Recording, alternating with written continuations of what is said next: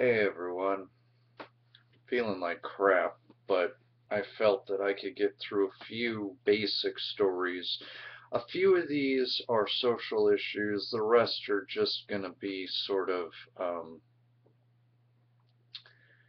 uh, some sort of basic entertainment, or at least news for Resident Evil fans out there. So let me get to the first one. One of several low-hanging fruits that I just feel need to be addressed. Link down in the underbar to a video called Why We Must Genetically Engineer Babies to Stop Diseases. Uh, Granted, this is only one side of the conversation, but oftentimes I'm still asking myself, why? Oh, because there's the possibility of abuse, that we're suddenly going to be actually breeding out the blacks, or the gays, or the this, or the that. In fact, the only person I think who honestly has any vested interest in uh, you know, in genetically engineering out the gays are staunch conservative people who are really against this sort of thing. Because, oh no, we can't play God, right? Because God must have the inalienable right to create genetic diseases for babies who have had no chance in their life to have done anything to anyone.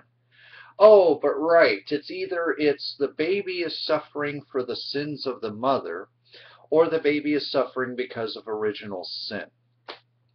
Because, God doesn't hold grudges, right? He damns every child to be born into sin, no matter how good the parents are, no matter how good the family is, no matter this, that, or the other thing. You're evil, therefore we can excuse when bad things happen to babies, right?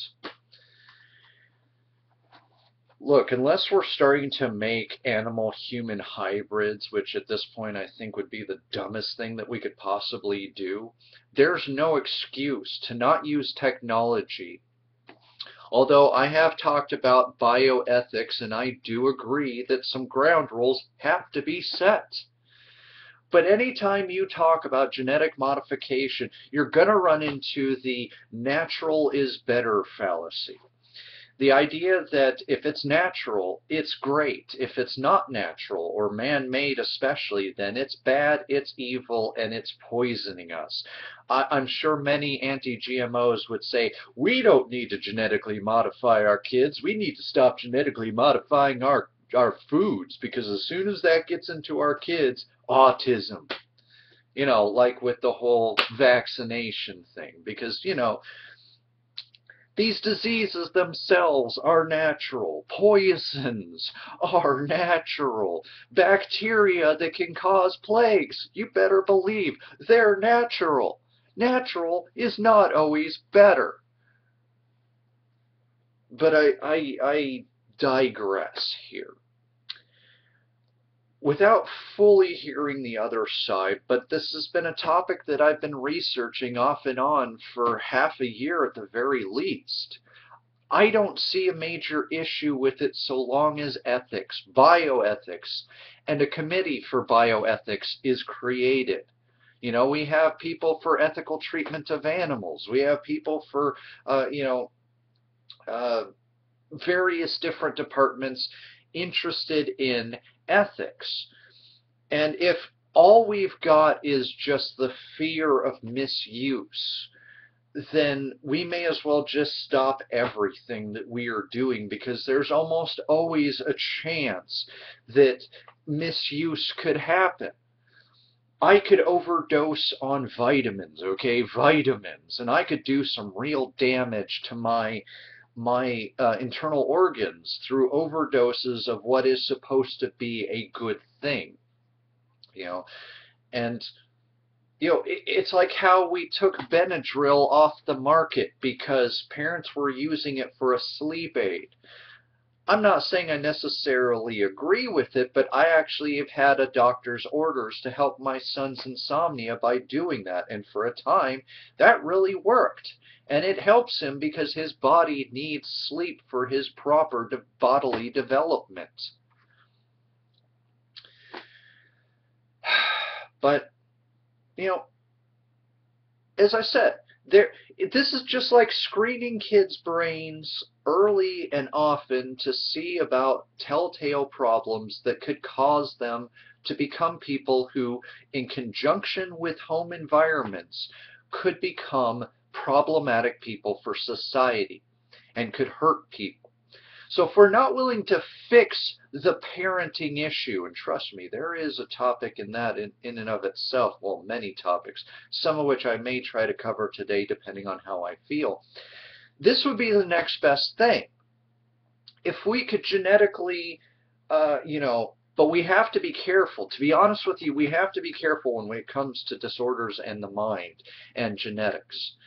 Because, as stated, as talked about, it's not as if psychopaths do not actually have, on some levels, an actual contribution to society, as much as that idea would sicken people.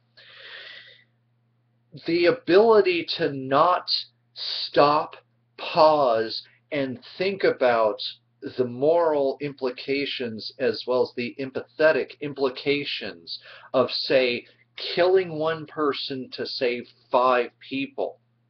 When action is most needed, a psychopath is able to act. They can be cold, they can be calculated, and that actually has a purpose in terms of species survival, okay?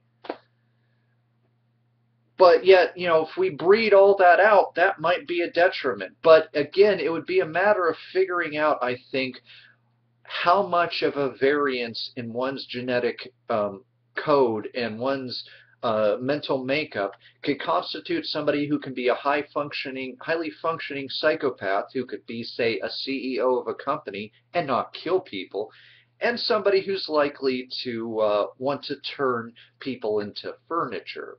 Ed Gein's style. But we're so concerned about creating some sort of newfangled discrimination against people who might have bad brains.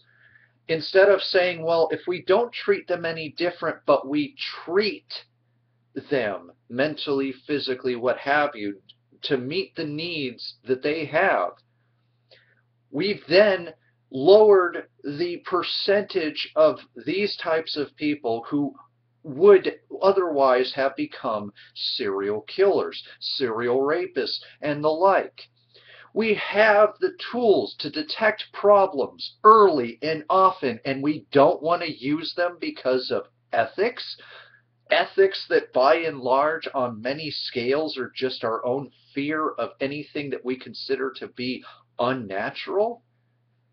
You gotta come at me, bro, with more than just ethics, because again, if we create, commissions for things like bioethics, amongst others, then you've got no problem if you get the right people in. And I have talked at great length about better hiring practices in terms of things like, military and law enforcement services, and this could certainly extend into the field of bioethics.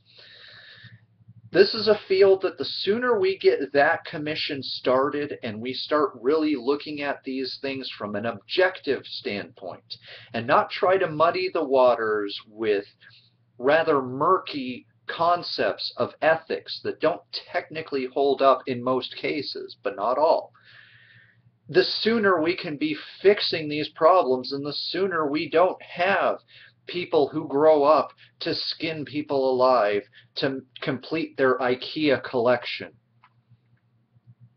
And I can't look at the benefits versus any perceived costs and say to myself, yeah, no, we cannot tamper with this.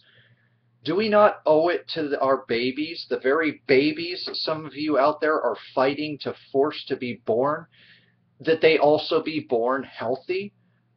being somebody with a really shitty, pardon my language, immune system, a little epigenetic gift from my father, as well as a little bit of a forget-me-not from the Vietnam War.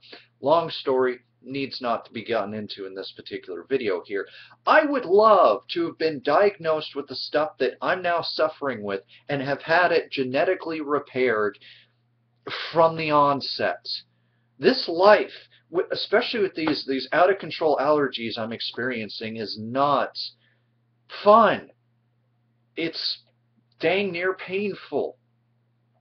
And if I could have had this sorted out, if I could have my weak enamel sorted out, and so on and so forth here, in utero, then why not? Oh, what have I done to as a baby, as a zygote? What did I do to deserve a fate of being sick like this?